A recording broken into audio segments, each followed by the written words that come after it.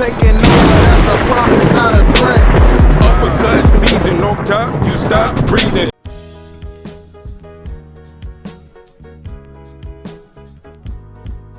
Yeah, what's good, yo? Welcome to another episode of Real Talk, where as always, if shit's real, we talk about it. I'm your host for tonight, Pat Scorpio, the New England representative, and as always, I got my man with me. I'm gonna let him introduce himself. Yo, what it do is Shutterworth God, aka the GOAT artist, LB Lauderdale boss. You know what it do? RingGangRadio.com in the building. Yes, sir. Ring Gang in the house forever and always. And as always, I got my other man with me. I'm gonna let him introduce himself. Hey, yo, what's good? You already know who this is. Your boy King P, Bodega Boxing in the building. Ring Gang Radio all day. Let's go. Hey, King P, Bodega P, straight from the sewer. Actually, you actually coming from the sewer right now, I believe. You know, you're on your way, to parts unknown as usual, man. But as always, man, we salute you for your service. Keeping our city safe from all the miscreants and reprobates that are walking around and shit like that. Especially, it's getting warmer, so they're about to be out in full force. So I know you're gonna be super busy. Probably have to do overtime to clean up the streets. Always. Somebody's got to do it, though. No doubt. And last but certainly not least, I got my other man with me. I'm gonna let him introduce himself. Hey, what's fly? It's your boy Conscious Pilot, aka the West Coast Avenger, number one contender, preparing for liftoff. Let's get it. This is Ring Radio. Yes, sir. Conscious Pilot, he stays elevated above the clouds. You dig? You know what I'm saying? It's always good to have him on here. But we about to go into some recaps. Boxing. I think the theme of this weekend was sometimes you can be super popular, but the talent level sometimes, if the talent level doesn't match your popularity, you get mixed results, super mixed results, and super mid. You're right, super mid results. You could be super popular and super mid too. Like you could be like, let me see, like a cheeseburger, like a 90s cheeseburger. You would be like 79 cents. like everybody knows you, but you're not really filling. You're there. You just make out the menu, because people who really want something, they're gonna get that 90. They're gonna splurge a little and get that daily double or some shit for 99 cents or something.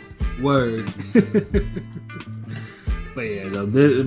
Top Rank, man. Top Rank, gets the, they're gonna share the award for this, because this event was supposed to be a showcase originally, with three of their big, notable young stars: Edgar Berlanga, Xander Zayas, and Keyshawn Davis. Keyshawn Davis, unfortunately, had to bow out due to some illness, so we got John Bauza he got inserted into the main card, to keep the whole Puerto Rican theme going, because Uncle Bob loves his Puerto Rican fighters for sure. So, it's sad too because like the undercard was more entertaining than the main card. Shout out to Bruce Snoosu's character, man, for the brutal KO of the year candidate, though. That was vicious. Highlight crazy. Highlight reel, like that shit was textbook. Outside slip, right hand, left hook, out. Like that was beautiful. Like I love that. Shit. Dropped hard as hell. You know what I'm saying? And he was still defensive as he threw the left hook, man. So, yeah, you young fighters, man, you take a look at that knockout, how he set that shit up, man, to stay defensively responsible while KOing the fuck out of somebody. You know what I mean? So, yeah, shout out to him. That dude. Because you can do both. You could do both. No doubt. Shit. Some of the niggas on the main card needed to have that type of energy. That's what we thought we was gonna see, at least from somebody. But yeah, somebody's like not everybody just kind of not even a knockdown. Yeah, and because even I don't want to really get at Zayas like that because his performance was solid, but he tried, and his opponent is pretty solid to me. I thought. Yeah, I felt like he could have had a little more urgency. Like I felt like the fight was won by like maybe the fourth round, but I feel like he didn't really step it up until like maybe the sixth round. Like he could have like really beat this dude's ass. He stayed composed, but it's like it got to one point in that fight where you knew the guy wasn't really trying to fight back. He was just trying to survive. He was fighting not to lose. I don't know, like the punch stats was like his punch stats was like pathetic. It was like Yeah. So if that's the case, just open up and start beating the dude ass. Like you ain't gotta be all composed for that. Like yeah, like it was frustrating because it seemed like Zayas was taking his foot off the gas. He was accelerating, then he'd brake. yeah. Yeah, it's like yo, It's not like the guy was moving around too much. Like dude was on the ropes for this. Yeah, he was catching bricks to his dome, to his body. Like dude was catching heavy bag work. Like make the referee step in. Second, it was a second round where he had him against the ropes and he was dinging them for a while. I thought that was it, but yeah. That's what I'm saying. He needed to keep that pace. If he'd have kept that pace for the next 2 rounds, he would have been the most impressive guy on the card. Right, He yeah, would have like got the the doctor. stoppage. Yeah, like the doctor's order rest would have been like, yo, like we gotta stop this shit. Like this kid's gonna kill this guy in the ring. That dude wouldn't have been smiling and fucking shucking and jiving in front of this dude either. Facts too. Like that right there told me he wasn't beating dude ass enough. Yeah. Like, if I'm beating you and you're still smiling, yeah, like, and it's a defiant type of smile. It's not a defiant smile. It's a smile like the nigga was cocky as shit. Like he was like, cocky smile. Like nah. Like he was like, what nigga? Like come on. Like he wasn't, but he was offering nothing in return. I don't know if he was trying to do a retarded version of peekaboo or not rope-a-dope or some shit like that. Like this nigga was just, it was hard to watch.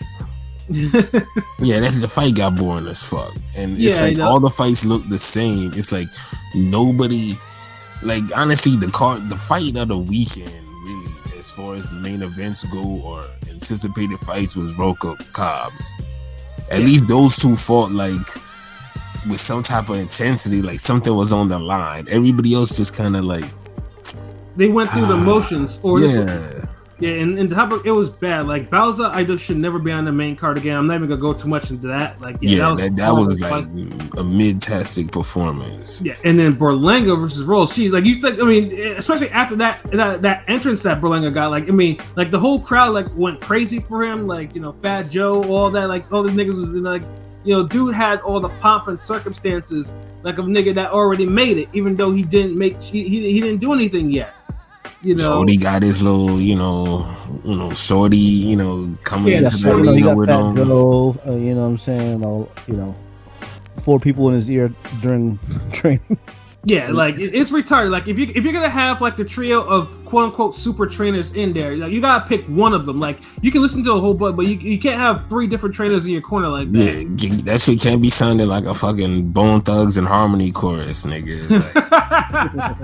Like all them dudes can't just be harmonizing in the corner. Like one dude do an ad lib, the other dude does 2 bars, and the next dude do 4 bars. Like no. So yeah, no, exactly. Like, and it's kind of a bit much. Like dude needs to calm all that shit down because he's not giving us the type of Jeff Lacey, Mike Tyson, David Tua type ass performances. Yeah, to match the hype. Like he had a 16. It's like he had a 16 fight run, but now he's getting like a 4 fight dud run. Yeah, exactly. Now, Damon Nicholson, like I'm not gonna blame Otto because he tried. I mean, he put the nigga down 4 times. You know what I'm saying? Yeah. And then luckily for that one, and of course, if you bet on that fight to go the distance, you hit a lick because he was like plus 1,000, plus 1,100 to go the distance. So you came up if you you came up good big on time. that. Yeah. And then the Cosiris fight. I mean, this is when we talked about. I mean, personally, I mean, different opinion about who won and whatnot. It was a mid fight, and Berlanga. But hold on, like Berlanga won though. That's not that shouldn't be up for any like debate though. Like it's not like he won. I mean, I think he didn't look good, but he won. It was kind of close. But I would say it was like 6-4, but I knew the cards would be mostly 7-3 just because, Yeah, like.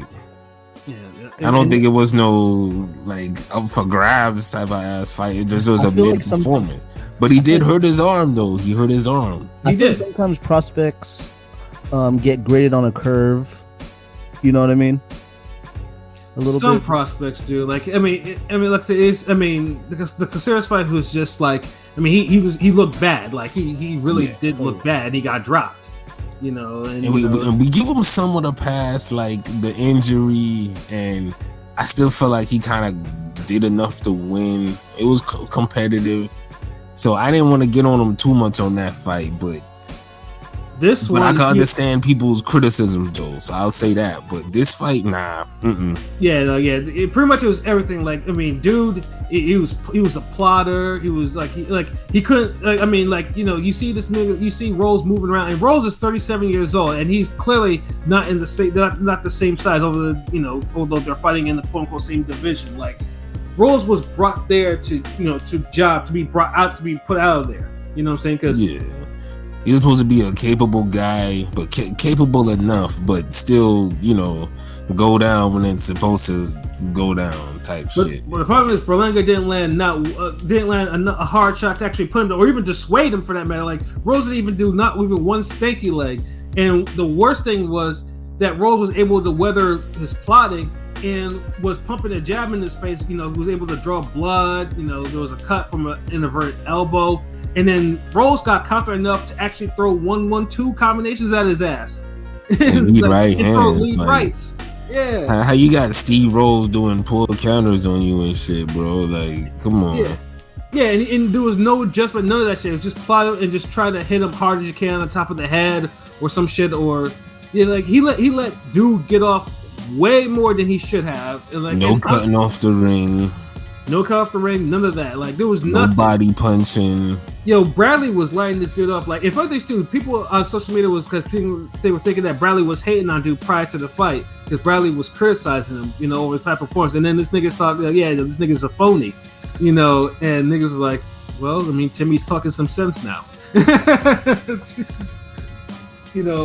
But then I almost wanted to get on Ward too with his scorecard because I was like, his Ward's scorecard for that fight was kind of. I didn't see his score. Because I was like, yo, I know this nigga Rose won some rounds from 1 through 5. Like, there was not domination like that. It really wasn't, But I'm not gonna get on him too much. It was just because it's really Berlanga. Because it's Berlanga's fault that this fight was this competitive, and it was. It was competitive to the point where it could have been a draw. Like, it should have been a draw. Rose didn't believe in himself enough to take more initiative to try to win. He literally just did enough to spoil.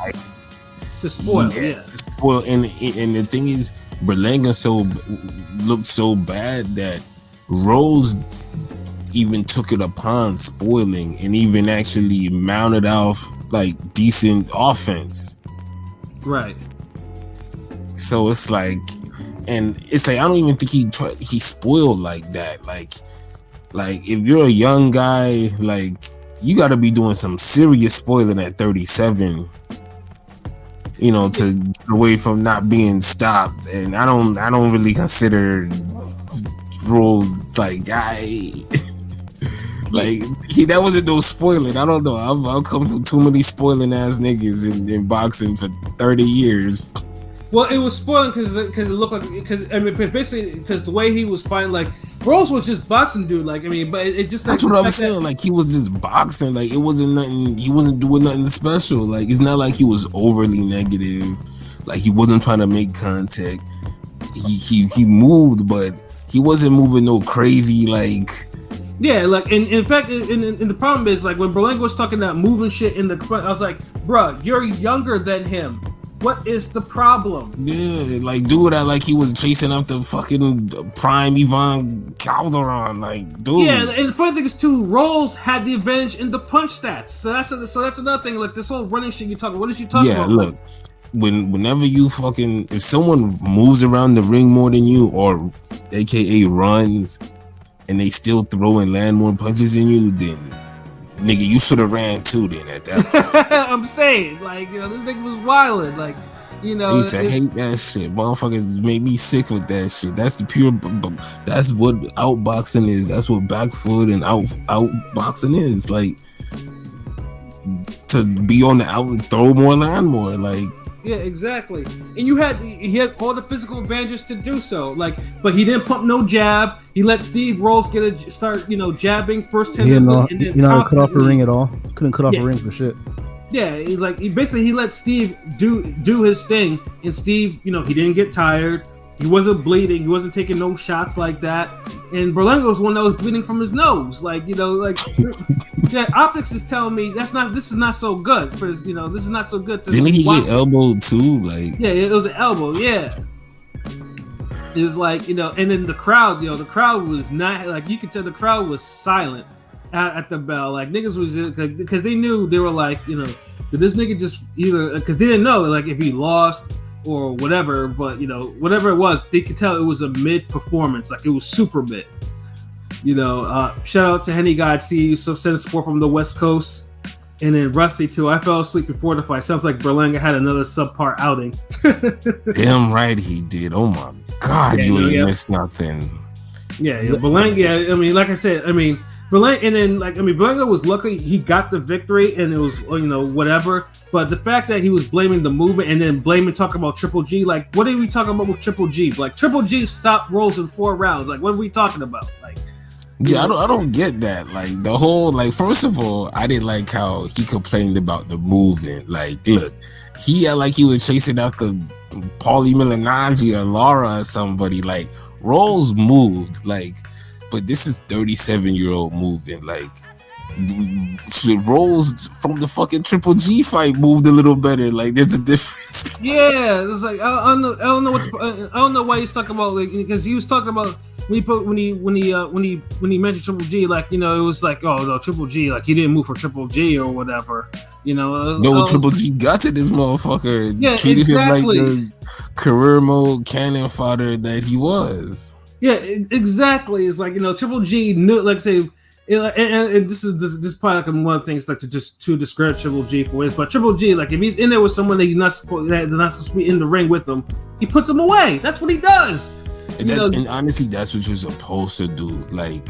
Every now and then, somebody's gonna fight back a little harder or be a little tougher, and you'll get your fucking Martin Murray ass type of fight or your Tyson Bone Crusher Smith fight. But if you're supposed to be a puncher and you got all these advantages over dudes, you supposed to get them the fuck out of there. And Berlanga, he's not getting motherfuckers out of there. It looks like Rose belonging there with Berlanga. Yeah, exactly. And then shout out to Yeesh, I see you there. Berlanga barely wanted to shake Roll's hand after the fight. Yeah, of course, yeah, because he knew that he failed. He's fucking up the money. Yeah, he fucked up the money. He fucked up the Top Rank money. Top Rank is gonna be They needed to pay him more if he wanted that dive, bro. What else you wanted? Shit. Yeah. Do y'all see him headlining the Puerto Rican card or is it over? Do you think he get one more chance? One more chance? I'm just saying, one more chance. That's Xander Zayas spot right now. Yeah. Zayas got the juice. And I'm not even too hyped for that. The way this is looking, it's I don't know who they got. Yeah, because like I said, you probably get a better fight, a prison yard fight with what's his name than these two right now, man. Yeah, that's how bad it is. Who's gonna get excited over this? Zayas. It's probably Zayas' spot right now, but right now you if you put him in the main event spot and you put him against someone who's very capable of punching back with them, you run the risk of him getting upset. Because right now Berlanga is looking like he's ripe for an upset. He's ripe to get a 0 tuck. Yeah, and he's feeling himself because that shit talking there was no humble, no humility. Too much too soon. He has too much too soon, is what we had to say. Yeah, that's what it is. Dude is living the rapper lifestyle, and he ain't accomplished shit. We've seen it in boxing. Time and time again, we see boxers. That rapper lifestyle. He barely acted like he done got 2 albums out. That went multi-plat or some shit. Remember, Broner already won 3 titles in 3 different divisions. No, wait, hold on. No, it was 3. It was 3. It was 3, yeah. It was 3. And he was actually going on tour with motherfucking T.I. and all them other niggas. Yeah. Before he was acting like this. And it's and people shit on Broner. And it's Berlanga hasn't won 1 title. Not 1. Matter of fact, he hasn't even fought anyone even sniffing close to fucking as good as what's that dude name? God, jeez, you thought he fucking lost. I mean, you thought Broner lost this fight. You talking about Ponce? Ponce Leon, yeah. Yeah. Like, so it's like you're not even there. Like, you're not even a fraction of there. Yeah, you know, and like I say, so I mean, dude needs to make some changes in this camp, like big time. Like, you need to make a change in himself. Get the fuck out of here. Yeah, like you camp yourself. Like, you gotta humble yourself. Like, you can't be called the chosen one. You have Tim Bradley talking about you know, call you the phony one. Yeah, the phony one. Bars. Yeah, so Berlanga lost the whole plot of the card. You know, pretty much the card was just like it was bad. It was really bad. The undercard was better. Like, the card before the card was better, to be honest. It was, you know, it really was, you know. But yeah, Top Rank can never get it right. Yeah, it's a shame though, because all the young stars, especially young Puerto Rican stars that Bob likes, he trust me, he didn't build shit with them. So now it's like square one. Like, so who do we put for this PR weekend again? You know that might not like lose. And that's it's a crazy thing because Berlanga, like, you know, he looked like he was, you know, training serious. You know, Mickey Bay, and right. And you know, me and Lukey was shout out to Lukey Boxing. You know. Yes, we was talking about it last week and how we kind of expected him to, you know, shine against Steve Rose, like me, like, and it's like he just is mid-tastic. Yeah, I mean, if anything, Steve Rose probably got another payday coming to him because, you know, he took a prospect of distance and, you know, made him look bad. So, you know, he probably got another payday coming. That's probably the only positive that I can see from that fight. You know. Yeah, definitely, because there's nothing else. Like, there's nothing else positive from the card. Like, yeah,